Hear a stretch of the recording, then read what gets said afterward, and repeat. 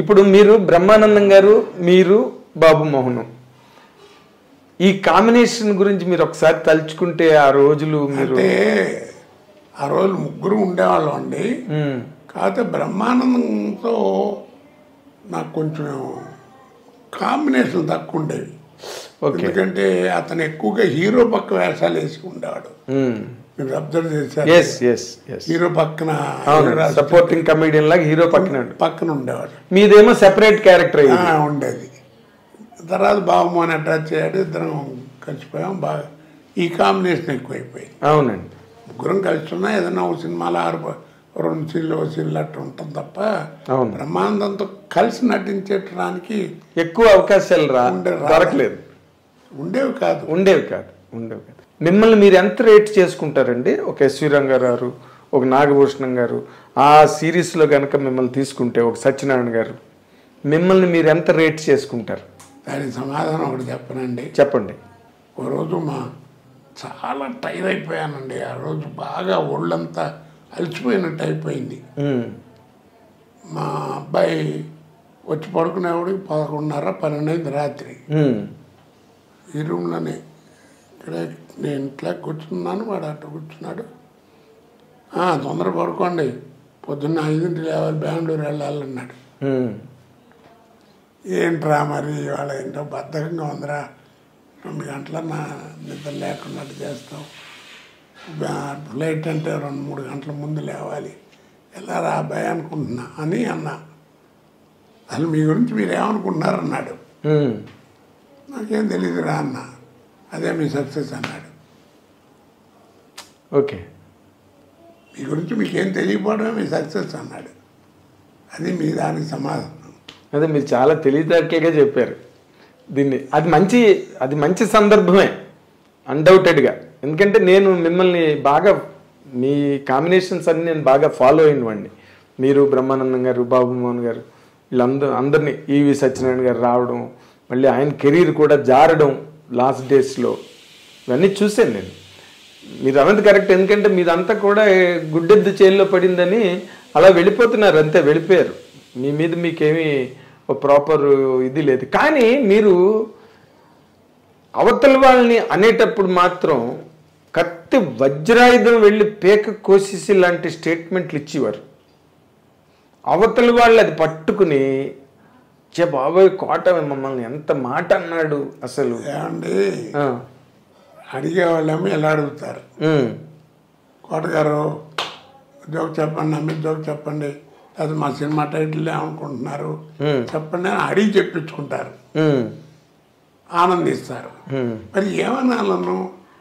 ఇప్పుడు మాట్లాడకుండా కూర్చున్నాను అనుకోండి, ఏమైనా కోట అసలు ఏంటి అట్ట కూర్చుని ఏమైనా అర్థం ఉందా, ఉన్న చోట ఇట్టగా అంటారు.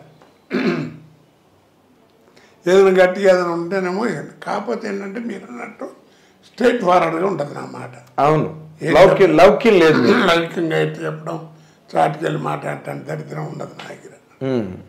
డైలాగ్ బాగా చెప్పలేదు, రాసాయంగా ఉందని చెప్పేసి. అవును, నేను అలాంటి చాలా సందర్భాలు నేను చూశాను లొకేషన్స్లో. మీరు అనడం, వాళ్ళు దాన్ని అవన్నీ నేను చూశానండి. బట్ వాళ్ళు కూడా పాపం కోటగారు చెప్పారంటే ఏదో ఉంది విషయం అనుకుంటారు తప్ప, అంటే నేను పర్సనల్ క్యారెక్టర్ల గురించి పెద్ద మాట్లాడినండి.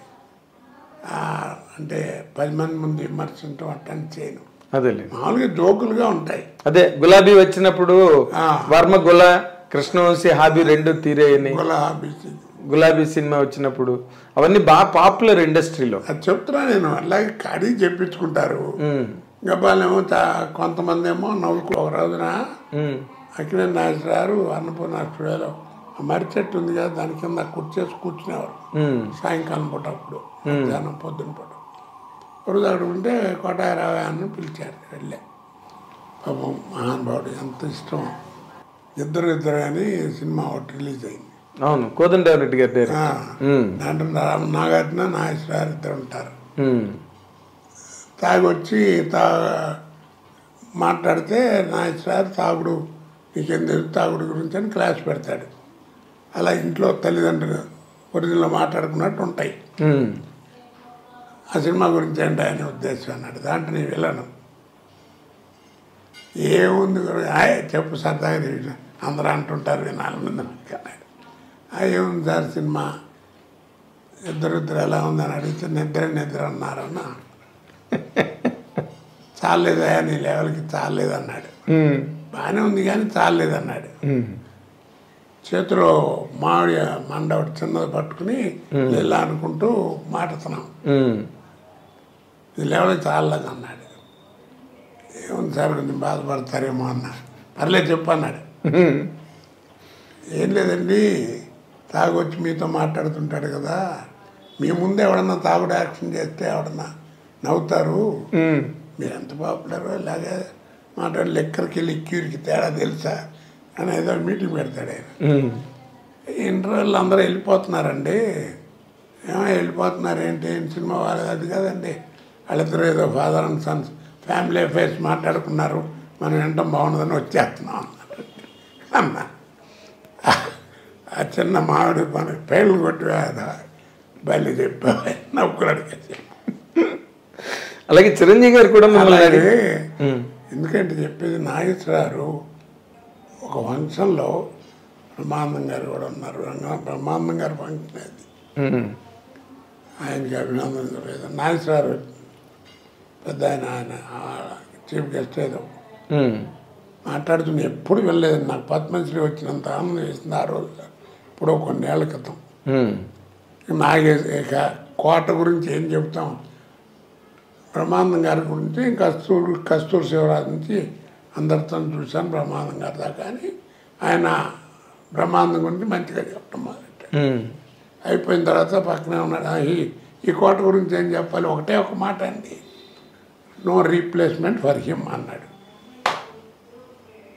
అంతకంటే ఏం కావాలి చెప్పండి. అలాంటి మహానటుడు ఆ మాట అన్నా అంటే, అక్కినేని నాగేశ్వరరావు అంతటి మహానటుడు, నో రీప్లేస్మెంట్ ఫర్ హిమ్ అన్నాడు. మీరు కూడా అలాగే ఫీల్ అవుతారండి? నేను చెప్పాను కదండి, మీకు తెలియదు మీ గురించి యథార్థంగా భగవంతుడు సాక్షిగా అండి. ఇంతకంటే ఇక అబద్ధం ఆడినా కానీ పాపమే అది. అదేలేండి. నేను ఎప్పుడు వాళ్ళ క్యారెక్టర్ బాగుందని 10 మంది చెప్తే ఓహో అక్కడ అన్నీ ఎప్పుడు చూసినప్పుడు ఓ సీన్ బాగా చేశానే అని అనుకుంటాను తప్ప, నా అంత నటుడు లేడు, లేకపోతే నేను గొప్ప నటుండి చస్తే మీరు నమ్మండి నా మనసులోకి రాదు అది. అదేలేండి. అదే అందుకే మీరు ఇంత కెరీర్ ఇంతకాలం కొనసాగి ఏదైనా అనండి మీరు నిజం చెప్పాను.